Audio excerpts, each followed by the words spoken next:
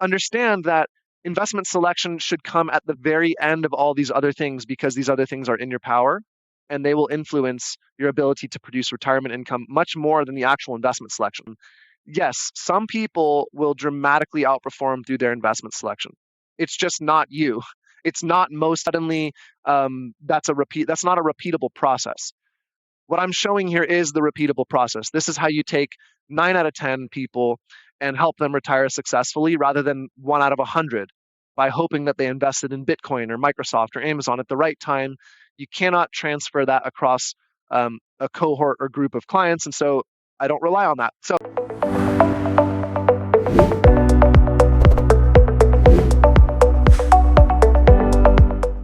all right. Hey, everybody. This is Eric with Peak Financial Planning. So this is a really, really important video. This is a video that I call How to Understand the Retirement Income Framework. So the whole purpose of saving for retirement is that because when you retire, you will no longer receive a predictable, steady income from your employer. You will need to be responsible for crafting your own income in retirement. And that is the central pillar around which retirement planning exists, which is you're going to be responsible for producing that income. You don't want to do it through work, meaning trading hours for dollars. So the way we're going to try to do that is by constructing some kind of income through the retirement portfolio or retirement savings you've accumulated over your lifespan. So this video is going to talk specifically about how do we think and construct this retirement income framework so that you can increase the probability that your retirement plan works, meaning your money outlives you, and so you can also increase the amount you can spend while you're alive without putting your retirement at risk. Okay, really, really important video, really important framework to understand.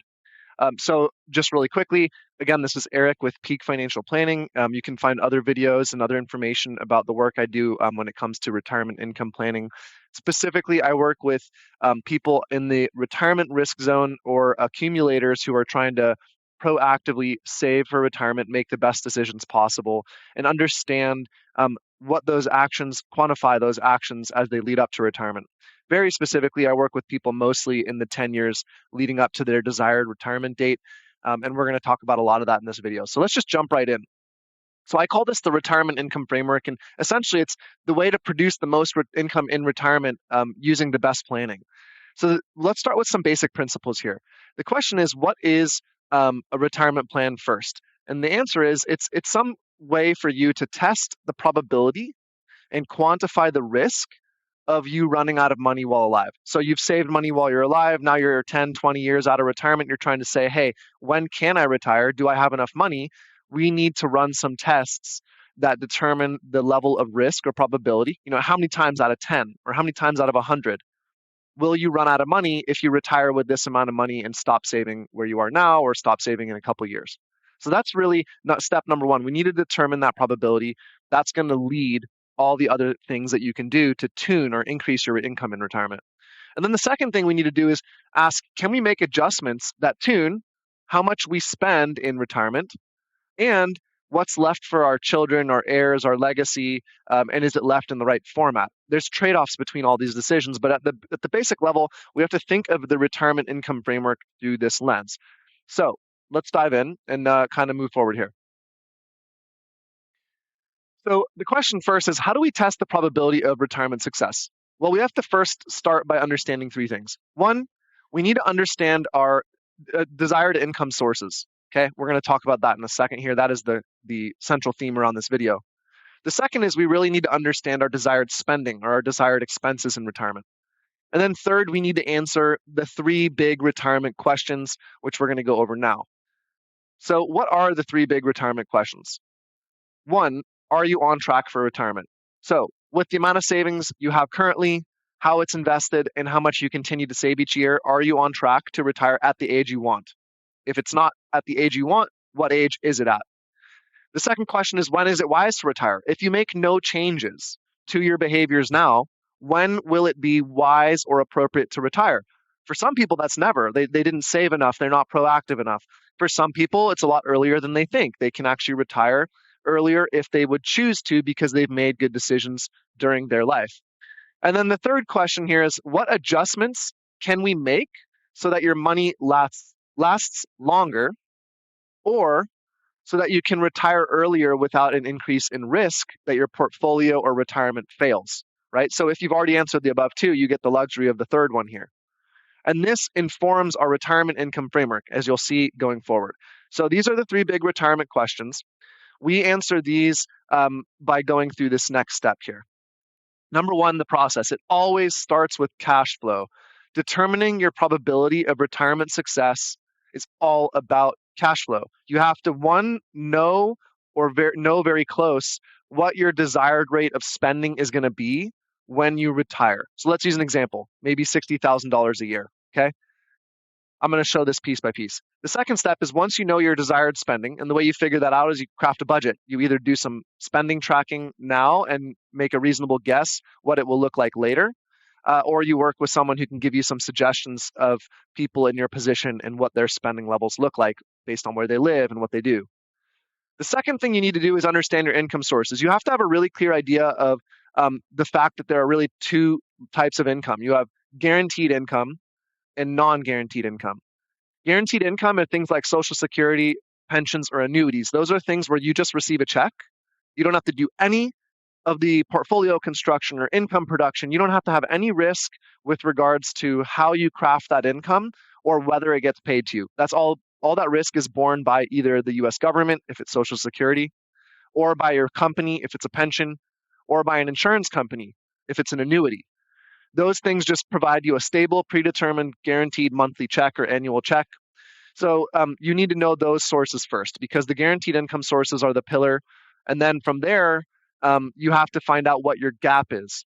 So the gap is the difference between your desired spending right here, less your guaranteed income, right? So in this example here, the gap would be $60,000 minus $42,000. We have $60,000 from desired spending and then $42,000 of guaranteed income. So our gap is $18,000, and you can see that here, right? So now the principle here is that the gap has to be filled by other non-guaranteed income sources, which are basically your portfolio or your savings. And that's the crux of the whole thing. That's why we're talking about this. Because when we talk about, when you read articles online that say, hey, if you want to retire and spend $50,000 a year, you need to be able to draw 4% over this many years, you need this formula. That's kind of BS. The truth is, people get income from multiple sources, and some of those you control and some you don't. You actually don't control your guaranteed income sources, really. I mean, there are some things you can do to increase them, and we'll talk about them, those things. But really, what you have to control is the non-guaranteed income. That's your portfolio income, the income you get from savings and portfolio assets. And so what we really want to do is think of it that way. And then what we want to do is stress test the retirement based on how much income we need from this gap here. That's really the critical component. So moving ahead here, the answer to the question of how probable is your retirement success is really determined by your portfolio's ability to support the gap income for the rest of your life, all right? So what can we do? What do we want to think about in that regards? Well, one is, it makes a lot of sense once you think of it this way to start thinking, how can I increase the income from guaranteed sources? Now, that's a tricky question. I'm not going to go super detailed into that in this video. I'll make future videos on it. But through wise Social Security claiming decisions, you can increase the guaranteed benefit you get from Social Security. Now, if you're lucky enough to have a pension, there are things you can do to increase your pension payout. That's understanding the different payout terms, things like single life payout or a joint survivor annuity or term certain. I'll make future videos about those topics. And the same goes for an annuity. You have a whole bunch of different payout options when you actually annuitize your annuity. Now, there's also trade-offs. For pensions and Social Security, there really aren't that many trade-offs. But with an annuity, there is, because annuities cost money and they're held by private insurers. There's risk. So I'll make another video about that as well. But step one is, let's think about how can we increase our guaranteed income, because that's predictable and we can make decisions based off the knowledge of knowing what our guaranteed income sources are. And then the second thing is, how can we improve the reliability of income from portfolio assets and savings? And that's what this video is really about, is you have guaranteed income sources. You don't really have a lot of control. What you do control is this gap income. And the way you really control it, the levers you tune are one, have a really high savings rate. The higher your savings rate, the more investable dollars you create, the better your probability of being able to have your portfolio support your gap income. But if you're in the later twilight years of your savings and you don't have as much time to save, or maybe you have a lot in savings or you don't have the income space to actually increase your savings rate, what else can you do? So here's the framework I think of that we use at Peak Financial Planning when we're doing the retirement planning and the actual decision making down the line. These are the things you can do to increase your portfolio's ability to support your gap income, which can also increase how much you can spend while still alive and able to enjoy your money, and potentially also increase the value that your heirs get when you pass. And the way to think about this is from left to right. And that's why we've gone kind of page by page. Really, you actually have to think of this process starting from the beginning of this video, which is it starts with retirement planning and probability. Then it goes to cash flow and understanding spending and income sources. And only then should it start moving to what do we do from a behavioral perspective around our portfolio.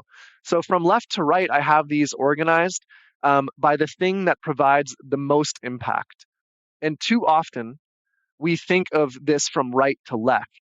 We think that our investment selection has the most impact, when actually, from a probability standpoint, it has the least impact because we are the lowest probability to outperform or be excellent investment pickers or selectors. It's not a behavior, it's kind of a luck. So, starting from left to right, the first and most impactful thing is what I call asset location. Asset location is where do you put your savable money?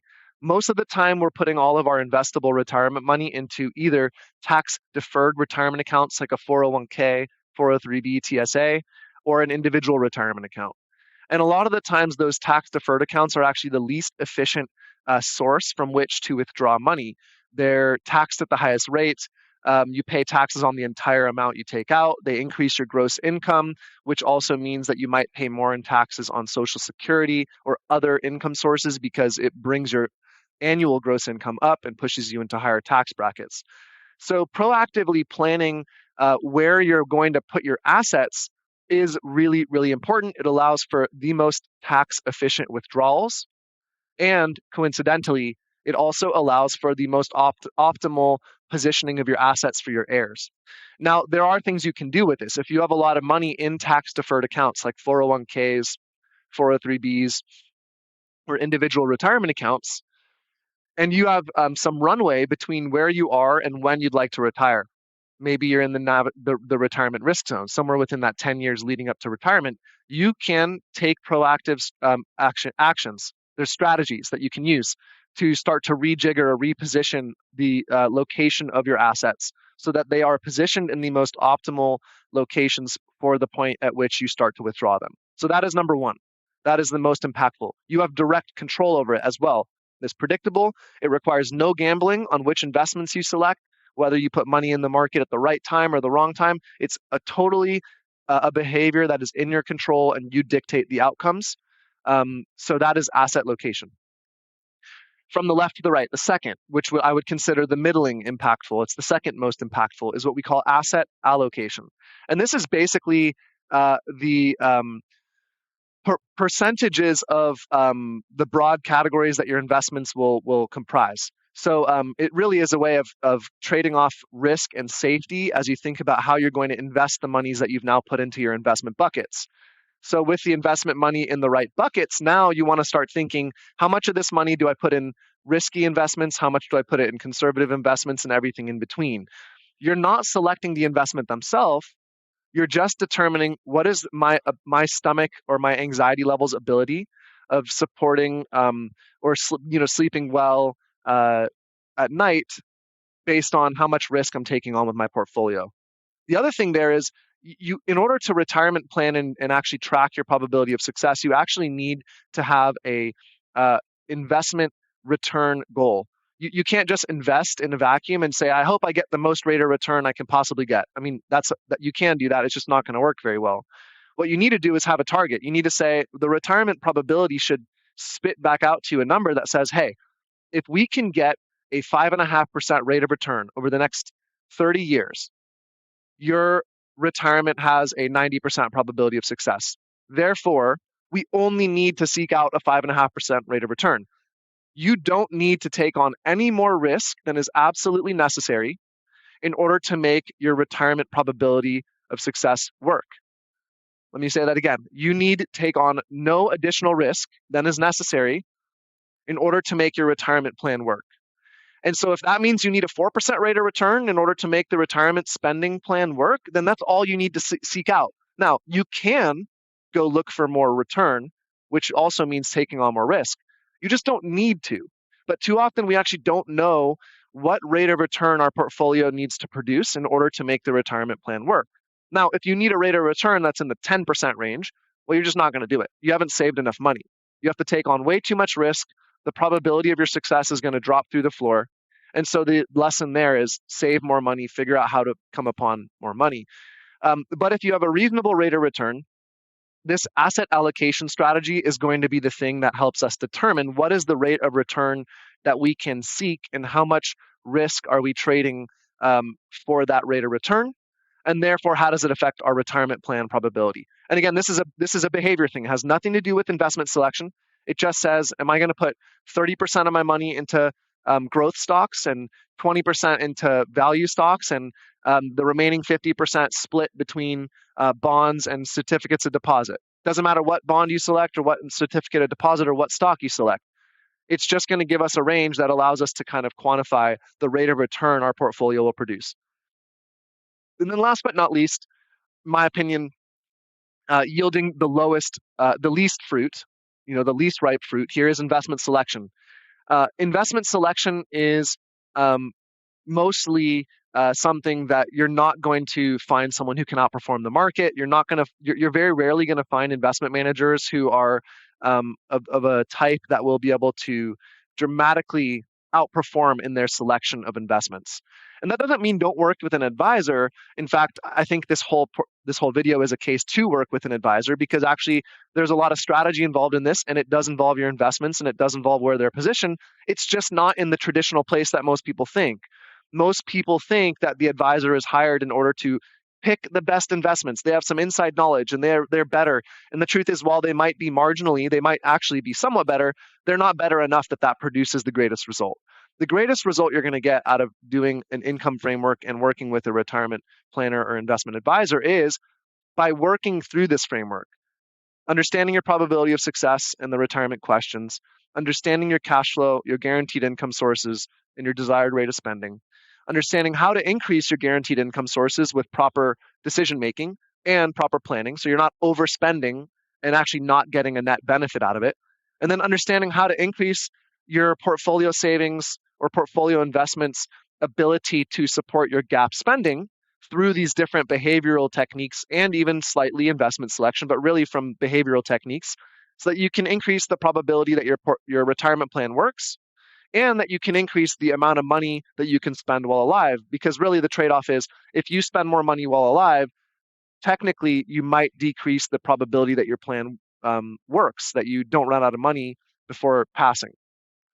And you have to monitor that trade-off. And so you have to take action while alive that hopefully improves your portfolio or your assets and savings ability to produce an income that doesn't deteriorate your portfolio's ability to last for your whole life. So there are really calculated trade-offs here.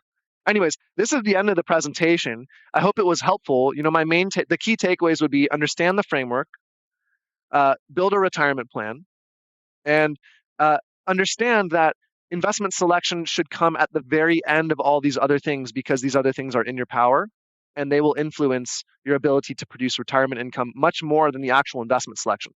Now, I'll give a disclaimer, which is there are always anecdotes or friends or stories that you hear of, oh yeah, I got into Bitcoin at the right time, or oh yeah, I got into Microsoft at the right time. Yes, some people will dramatically outperform through their investment selection. It's just not you. It's not most of us. I'm humble enough to know that I'm not going to, I don't believe I will be that person for most of my clients who will be like, oh yeah, I got in at the right time on the perfect investment. And suddenly that's not a repeatable process. What I'm showing here is the repeatable process. This is how you take 9 out of 10 people and help them retire successfully rather than 1 out of 100 by hoping that they invested in Bitcoin or Microsoft or Amazon at the right time. You cannot transfer that across a cohort or group of clients. And so I don't rely on that. So, anyways, I hope this was helpful.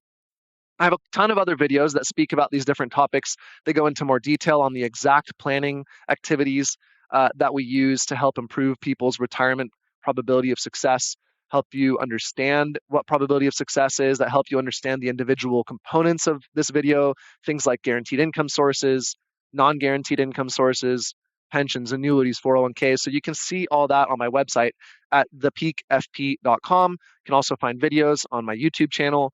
And if you have specific questions or suggestions, please put them in the comments below and I'd be happy to address them. And last but not least, I have a free masterclass training video. It's a longer video than this that really goes into a deep dive in the actual retirement planning process with numbers, examples, and case studies. And you can find that video through the link in the description of this video. It's called The Secret Retirement Plan Big Finance Doesn't Want You to Know About. Anyways, thank you for your time and attention, and see you in the next video.